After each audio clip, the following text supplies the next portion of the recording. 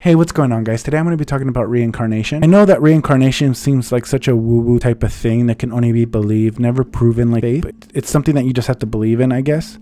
Typically, reincarnation stories are of children that know things only an adult with prior knowledge could know. But in the case of Dorothy Eady, things are a tad different, or a lot different, I should say. Not only did she know things about people that were alive thousands of years ago with facts that could be verified, but she was also able to point at dirt and say, if you dig here, you'll find a tunnel. If you dig here, you'll find a garden. If you dig here, you'll find a door that leads to a tomb. If you dig here, you'll find a room that houses artifacts. And incredibly, she was right. She was always right. Egyptologists would say that she had an uncanny sense to be able to tell where things were buried for thousands of years. She could always name things that had been freshly excavated and would garner the respect of anthropologists from America, Europe, and Egypt. And even if you don't believe her story about reincarnation, then stick around and listen to a story about a woman pioneer for anthropology. Before we start, I just want to invite you to sub, like, and kamehameha the like button. Also, hit that bell icon. And if you like these type of stories about the paranormal, mysterious, true crime murders, or legends about, cryptids or whatever, legends that fiction is based on, then this channel is for you. If you want to chat with me, then message me on Instagram. My tag is Captain_Hakagi. My Reddit is Duke Reno, and on TikTok, my tag is Uncle George 9. And I really want to have an interactive channel, so please comment, and I will always respond. Promise. So let's start the show. Dorothy Eady was later known in life as Aunt Seti, meaning the mother of Seti. She had a son named Seti as well. You're going to be hearing Seti a lot. She was born on January 16th, 1904 near London. She was a draughtswoman for the Department of Antiquities and keeper of the temple of Seti the First in Abydos.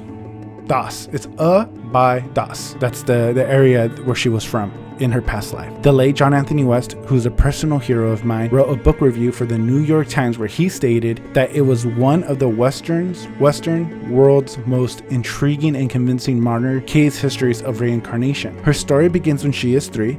She falls down a flight of stairs and dies. The family doctor comes, confirms that she's dead, and to everyone's shock, she woke up like the Undertaker on her parents' bed a few hours later. So 3 hours later, she gets up and she's no longer dead. She woke up with a complete different personality, and she also had foreign accent syndrome. So she sounded like with a complete different accent that nobody could figure out what accent she had. Yeah, she woke up with a complete different personality, said unusual things for a 3-year-old. Thought she would say stuff that adults would say. And some would say that they were delusions, but I think they were memories from her past life. Dorothy as a 3-year-old would say that she longed for her home with a garden. She would say, I miss my columns. I want to see my beautiful home. And Dorothy figured out that her home from her prior life she figured out where it was at. Dorothy figured out where her home from a prior life was when she saw an illustration of the Temple of Seti in Abydos, Egypt. The illustration was in Arthur Mee's The Children's Encyclopedia. In 1908, she went to the British Museum with her parents, so like a year after. She began to sprint around the Egyptian hallway where they had all the Egyptian artifacts, and she saw all these cool statues and artifacts. She would get on all fours and start kissing the feet of the statues. It was really embarrassing, and she would yell, I'm finally home, I'm with my people. And her mom attempted to stop her, but her mom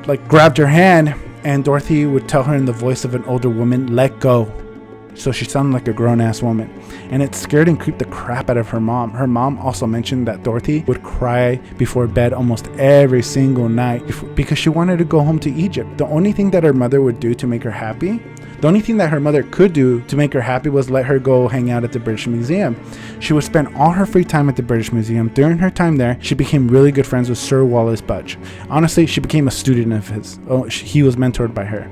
And he was a respected anthropologist, and he was taken in by her enthusiasm for Egypt. So he decided to teach her how to read hieroglyphics, which is something that grown men in college learned. And at age 10, she could read and write Egyptian hieroglyphics as well as other professional Egyptologists. He would comment that she learned far too quickly, almost as she already knew, and she was just being refreshed. Dorothy would explain to him that she already knew how to read it and that she just had to remember it, and that's why it was so easy. She spent 2 years at the museum but had to move to Sussex due to World War I. They almost bombed one of her schools, and she would continue to learn about anthropology in Egypt no matter where she went. And she didn't just study Egypt, guys. She studied Stonehenge, all sorts of stuff. She just loved to read. She would raid every local library and study any books on anthropology or Egypt. At 15, she began to have terrible nightmares and was suffering suffer from night terrors and sleepwalking. So she would just walk around while she was asleep and scream. She explained that she had the same dream every single time where she was beat and tortured by people and she didn't know who they were, and it got so bad that her parents put her in a mental hospital, but she would never last long in the mental hospital because she was so normal while she's awake. She only had these crazy dreams. The following year, at age 16, she quit school, but she's very, very well read because she spent all her free time studying Egyptology and anthropology. Her family also went from being poor to upper middle class thanks to her father. Her father had the foresight to see that moving pictures, film, was going to be huge and profitable. So he bought a theater, and she was able to live a very comfortable early life because her dad became wealthy. And in her 20s, she would still work for her dad, but also study part-time at Plymouth Art School. She learned how to really hone her skills as an artist that would pay off in Egypt. While at Plymouth Art School, she joined a group that talked about reincarnations and subjects about the spirit. So this was like a woo-woo type of they were really into like spirits and religions and stuff, like different things. They were really open-minded. When she told the group her story, the group hypothesized that the little girl that was Dorothy, died, and the soul of the Egyptian girl, I know her name, I'm going to tell you later on in the story, took the body of Dorothy. Dorothy became really upset and told them that they were wrong, and basically told him to fuck off, and she stopped going to the group meetings. And honestly, I frankly agree with Dorothy. She would know if she was someone else, and she wouldn't claim to be reincarnated if she wasn't. I also held a ton of respect for Dorothy, so I'm a little biased here. So if she says she's reincarnated, then I'll choose to believe her. At age 27, she would meet an Egyptian-born student while working at an Egyptian public magazine. She wrote articles and drew political cartoons, and it's also important to note that Dorothy was very attractive. And when she met her future husband, Aman, he was taken up, he fell in love with her right away. So she loved them back, and then they moved to Egypt. So her parents weren't happy about that. They disapproved of the engagement. It was far too soon, and she was leaving the country. But this is what she wanted, honestly. And some people would say they argue that she didn't really like him and that she just wanted citizenship in Egypt so she can be there. And they traveled to Egypt by boat, and when she landed, she began to kiss the ground and say, "I'm finally home. I'm home. My people. I'm with my people." And she was 29 at this time, and her marriage only lasted 2 years before her husband got sick of her behavior. She would sleepwalk to a table in their room every night and would stare at a wall while drawing hieroglyphics till the morning. And this freaked out her husband and in-laws. And after doing this for a year, so every night she did this for like a year, and she had pages and pages of notes. Like she almost had like a book, and she was able to put the book together and figure out what it said. And her notes said that Seti, or a man named Hora, I think Hora and Seti are the same person, and they tell her a story about their personal past life and how her and Seti, Seti the first was a pharaoh from the New Kingdom period. So Seti, under the Horus or Hora personality, is telling her this story. And they also had like crazy sex in the dreams too, allegedly. And she was also the daughter. So he explained her history of her past life. She was the daughter of a soldier and a vegetable vendor. Her parents were unable to take care of her, so they dropped her off at the temple of Isis, which is the ancient rules of taking her to like a hospital or a fire station. She would live there after becoming an adult as a consecrated virgin. So she was able to live there like rent-free. She just had to worship Isis and the different gods, and she just had to stay a virgin. So her written account told by Seti/Hora also explained how they fell in love. She was supposed to stay a virgin, but Seti had sex with her, Avi, and she got pregnant as a consequence. Unfortunately, Seti had to go to Nubia, which is south of Egypt, to deal with some rebellions. These rebellions were extremely critical for Seti, as the area was rich with gold mines. While away, the temple tortured her to find out who her father was, and typically being her pharaoh's side chick concubine was a huge honor, but due to her being a consecrated virgin for the temple, this was the death sentence for her at least. And it was horrible torture what they did to her. They beat the crap out of her. They did everything under the sun but kill her to figure out who the freaking baby daddy is, and she wouldn't give up the baby daddy until, which is also why she had crazy night terrors because of this torture. So when she said she was being tortured by someone, this was it. And to her credit, she didn't break until she placed her hand on a statue. The priest put her hand on a statue of Osiris, which was a huge big deal. That's like putting your hand on the Bible in court. Osiris is also the god of the underworld and the husband of her patron god. So if she lied while her hand was on the statue, she would suffer in the afterlife or forever. Why they didn't start off with the hand on the statue first, no one will know. Like they just tortured the crap out of her, I guess, when they could have just done that from the get-go. She finally confessed and gave up Seti, and the head priest advised that she should kill herself to save King Seti from the scandal, because is you have to have a trial for you to be sentenced to death. But if they sentence her to death, then they're going to figure out who the baby daddy is. So that's a big problem. And Seti, it would dishonor Seti and really cost him a lot of anguish. And when the priest explained when the priest explained the ordeal to Dorothy, she committed suicide out of love. When Seti returned, he was told that Dorothy sacrificed her life for him, and Seti promised to never forget her. That's why he was visiting her now to explain her past. Also, her name is pronounced Nepershit. I can't pronounce it, so I'm just going to pronounce it as Dorothy. That's what I'm going to go with. So if you hear Dorothy, I'm talking about the soul of Dorothy, not just Dorothy, the woman that lived in the past 100 years. After completing the story in written form, her husband and Dorothy split. He ended up getting a teaching job in Iraq, and they divorced shortly after. So he got tired of dealing with her crazy ass. He takes off to Iraq, and they have a son together, and they name him Seti during this time. Now, she really needed to support herself and her son. The dad would get custody of the son, but like not till 4 years later. So for now, she had the son, and she needed to support them both. So she began to look for a job, and she's obviously skilled in English and knows a lot about Egypt. So she would be a great secretary. So she becomes a draughtsperson. So it's like someone that she draws up like schematics. She kind of serves like a camera, because back then you didn't have crazy good cameras. So she would draw everything. Like she could go into a room and you would say, I need you to draw this wall, so they could look at the pictures later. And she moved to a tiny village named Nazlet El Simon near the Giza's Great Pyramids, and she lived there for a while. She would worship and make offerings to the Sphinx. She would sleep in the Great Pyramid, and she became a devotee of the ancient Egyptian religion. She also became the first woman to work for the Department of Antiquities as a draftsperson. She would just draw like different drafts, and she was high-end secretary basically. And the first doctor that she worked under was Dr. Salim Hassan. So just call him Dr. Hassan. He was known for discovering a tomb that belonged to a queen or king's mother during the Old Kingdom, which is over 4,500 years.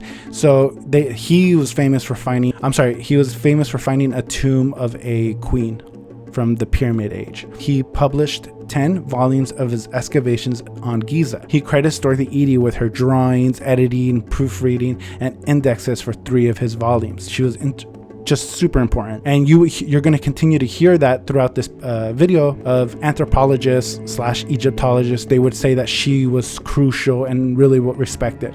So they didn't look at her like crazy, like she was crazy. English was his second or third language, so Dorothy was a huge help so he could have his work read by the English world. Dorothy would credit him with teaching her much, and she would also arrange his library and continue her studies of hieroglyphics, so she continuously got better. And 9 of the 10 tapestries that she embroidered are also at the Brooklyn Museum, so you can actually check out some of her handiwork. And later on, so she was in Cairo for like 19 years. In 1951, she starts working for this guy named Dr. Ahmed. And Dr. Ahmed was also a very respected anthropologist. And he was in charge of the pyramid research project at Dashur. So that's another huge pyramid.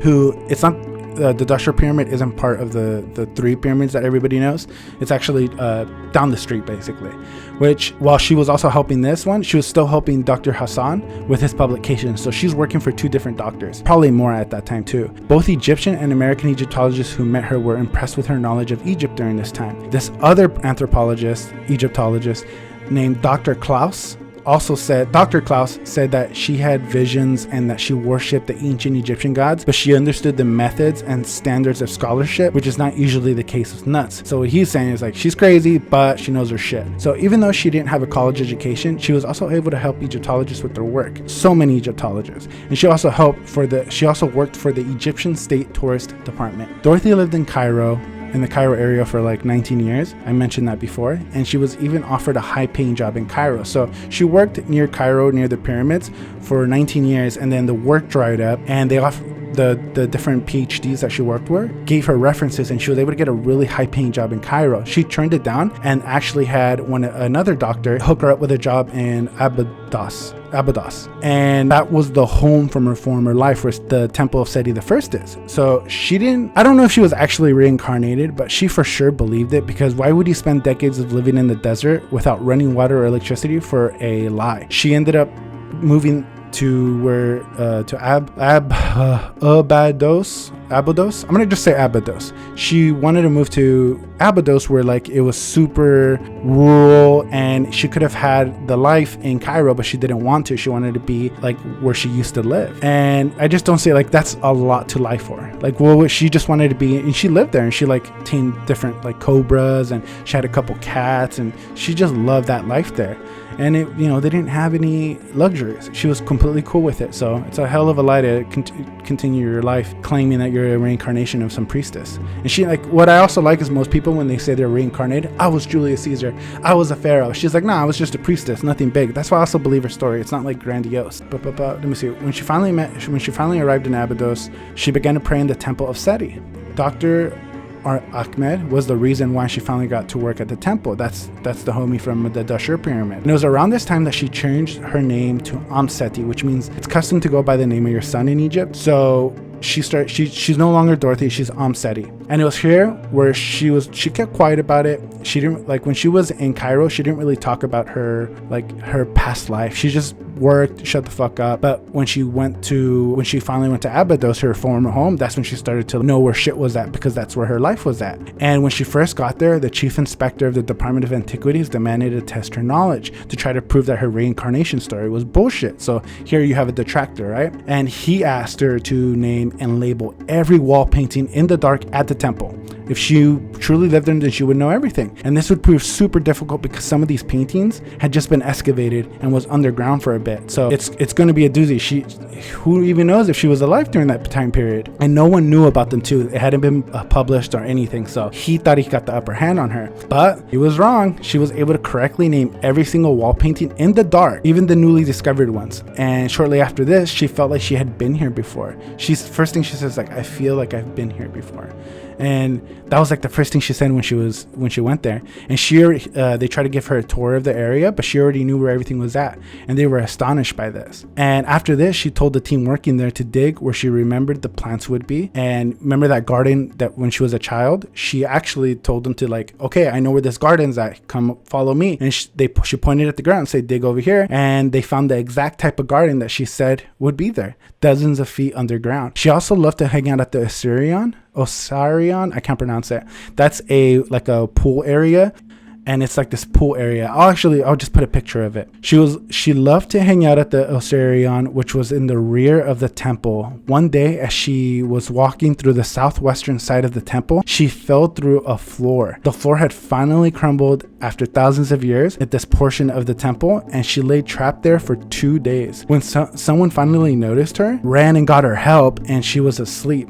Some guy's hat flew in where she was at, and that's how they were able to find her. And she was asleep. She was kind of like in a coma. And when she woke up in a bed, she said that she was told where multiple tunnels were and different temples and stuff. She knew where Nefertiti's tomb was, but she wouldn't tell anybody because Seti wanted the world to forget about that family. Those were and I quote. And she also said that there was a passageway under the temple of Seti between the wall of the chapel of Osiris and the god Min, and inside the wall all the documents of the temple are hidden. She correctly told them that on the north side of the temple that there was a tunnel, and she was correct. She told them to dig there, and sure enough they found that freaking temple on the north side of the complex. And no one else knew this either. She was the one that pointed it out and said, if you dig here you're gonna find a tunnel. And she was also able to find a tomb or a room in the Valley of Kings. Her advice, she found a tomb as well in the Valley of the Kings. How she did that, it might have been the spirits that told her while she was when she crumbled through that floor.